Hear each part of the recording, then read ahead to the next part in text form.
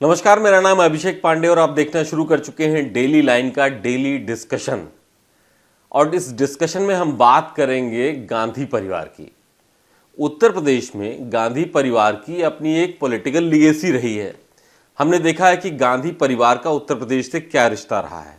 जवाहरलाल नेहरू से लेकर के और अंतिम पीढ़ी यानी राहुल गांधी अभी तक जो इलेक्टोरल सिस्टम में रहे हैं वो यहाँ से चुन करके जाते रहे हैं।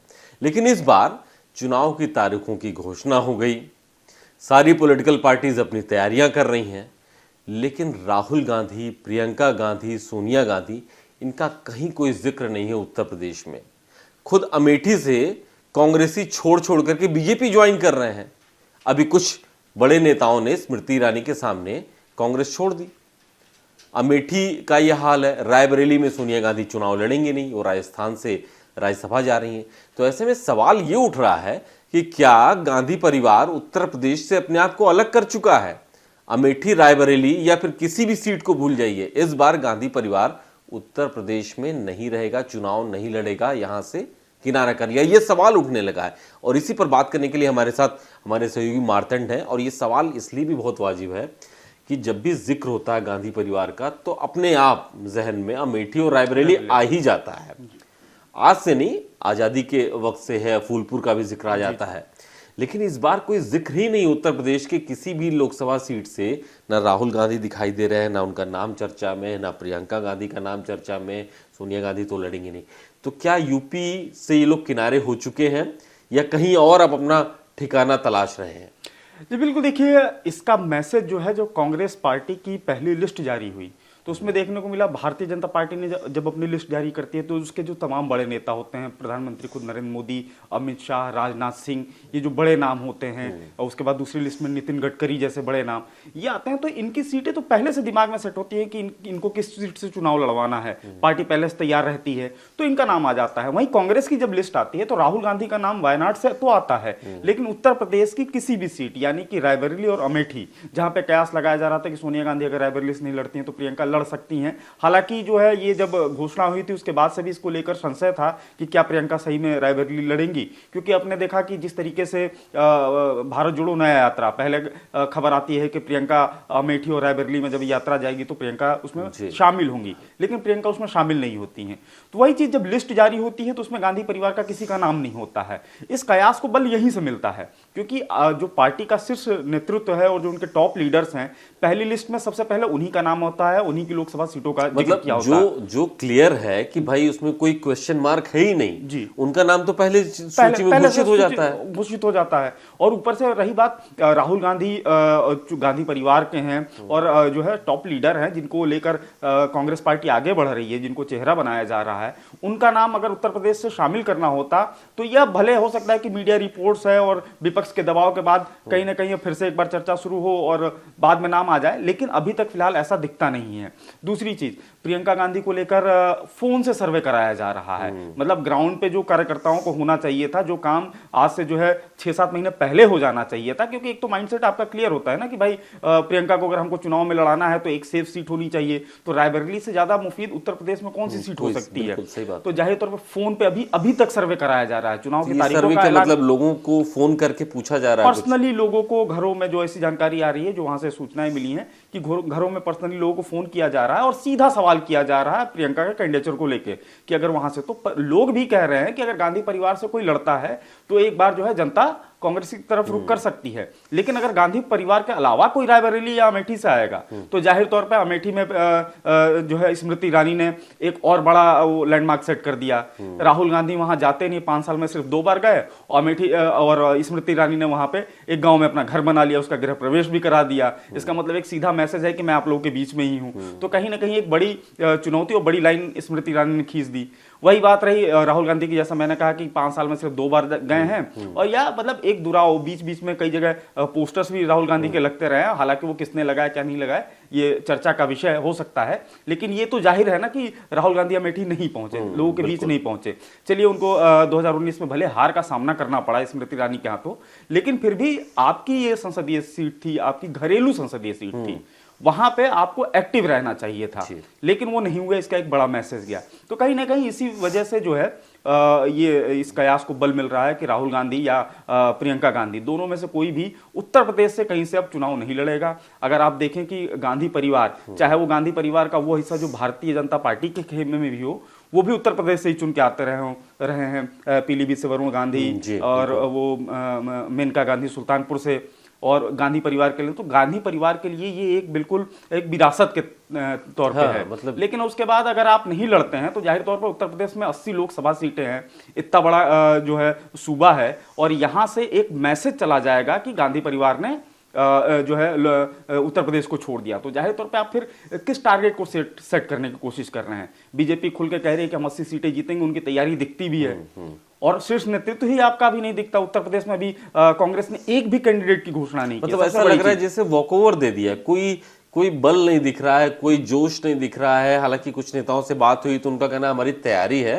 ये मीडिया के कहने से थोड़ी हम घोषित करेंगे सीटें, लेकिन वो एक्टिविटी दिखनी चाहिए जो दिख नहीं रही है। भाई समाजवादी पार्टी ने 37 प्रत्याशी अपने घोषित कर दिए, बीजेपी ने 51 प्रत्याशी अपने घोषित कर दिए, बीजेपी की सहयोगी पार्टियों ने अपना घोषित कर दिया, कांग्रेस की 17 सीटें हैं। कहीं ऐसा तो नहीं कि प्रत्याशी नहीं मिल रहे हैं 17 पे? जी देखिए, इसमें दूसरी चीज है, कांग्रेस की बात सोचिए कि कांग्रेस में अगर आप पूरे कांग्रेस की एक्टिविटी देखें तो उत्तर प्रदेश में सिर्फ कांग्रेस के जो प्रदेश अध्यक्ष हैं वही एक्टिव दिखते हैं, वो भी मीडिया के सामने। ग्राउंड पे जब अध्यक्ष बने तो उसके बाद वो हालांकि दौरों पर रहे, अलग अलग क्षेत्रों में उन्होंने पूरब से लेकर पश्चिम तक जरूर जो है मतने की कोशिश की कि क्या कुछ निकलकर सामने आ रहा। लेकिन जब से ये इलेक्शन मोड में, जब से बीजेपी इलेक्शन मोड में आई है, खासतौर से पिछले महीने जिस तरीके से पीएम लगातार दौरा कर रहे हैं, वैसे किसी इलेक्शन मोड में और किसी तैयारी कांग्रेस की तरफ से कुछ खास दिखती नहीं है। मीडिया में बयान देना, ट्विटर पे ट्वीट करना, यही कांग्रेस की तरफ से एक तैयारी दिखती है। बाकी इसके अलावा ग्राउंड लेवल पे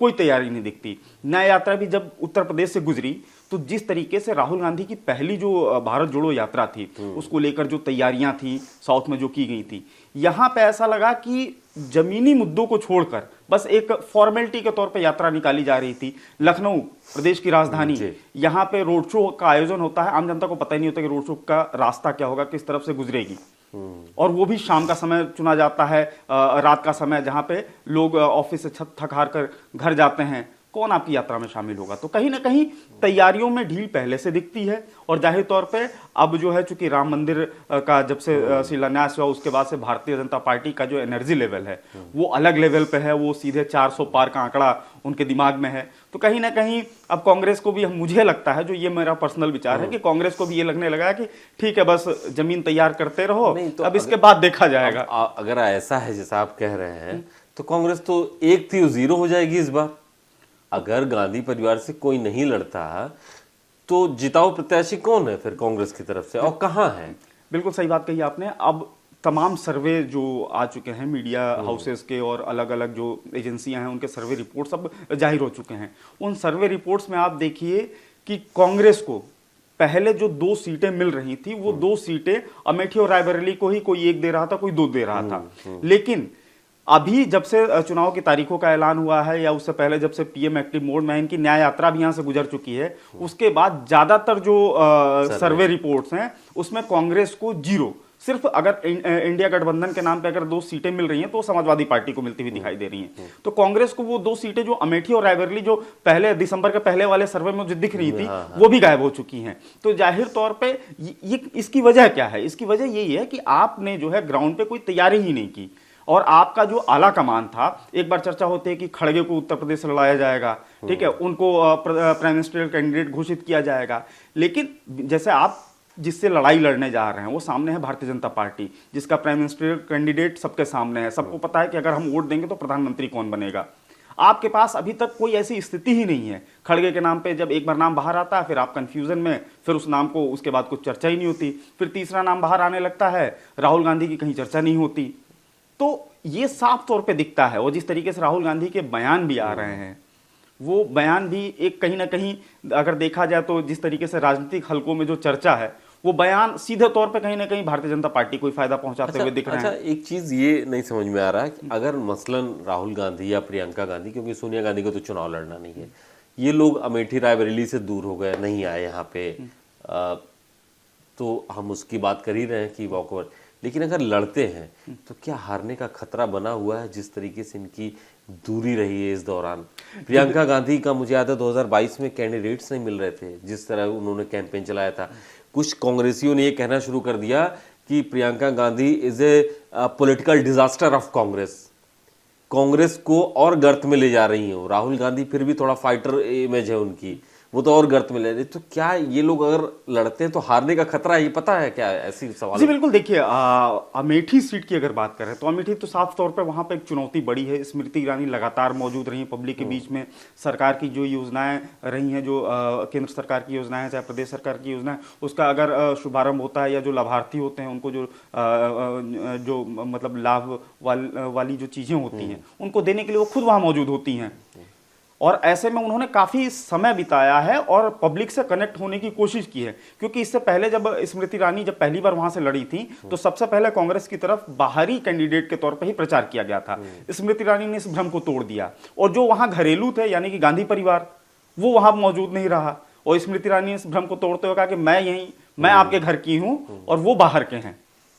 और जाहिर तौर पे इसका मैसेज तो अमेठी में कहीं ना कहीं एक neck to neck fight, Rahul Gandhi कहीं से भी खड़े होंगे और उनके अगेंस्ट में कोई भी होगा तो जाहिर तौर पे उत्तर प्रदेश में राहुल गांधी और कांग्रेस के जो पुराने वोट जो हैं वो राहुल गांधी के नाम पे एक साथ आ सकते हैं, तो नेक टू नेक फाइट हो सकती है। लेकिन रायबरेली सबसे बड़ा चेंज जो आया है वो रायबरेली में आया है। जो लोग सोनिया गांधी के साथ रहे थे वो सारे लोग रायबरेली में, अब छोड़िए रायबरेली में जो है कांग्रेस का साथ छोड़कर वो भारतीय जनता पार्टी के पास आ चुके हैं। अखिलेश सिंह का परिवार साथ में था, अब उनकी बेटी भारतीय जनता पार्टी में, मंत्री बन गए, मनोज पांडे अलग हो चुके। मनोज पांडे जो सबसे बड़ा फैक्टर है रायबरेली के लिए, मनोज पांडे ने राज्यसभा चुनाव में जिस तरीके से वोट किया और कहीं ना कहीं भारतीय जनता पार्टी अगर मनोज पांडे को वहां से उम्मीदवार बना देती है तो रायबरेली सीट भी जो है अगर गांधी परिवार का भी कोई लड़ता है तो उस समय भी वो टफ फाइट हो जाएगी। और यही शायद वजह है कि कांग्रेस जो है अभी तक उसको लेकर सर्वे ही कर रही है। अब देखना होगा कि कब तक वो सर्वे करते रहते हैं, कब वहां पे कैंडिडेट जो है उनका जो है अनाउंस होता है।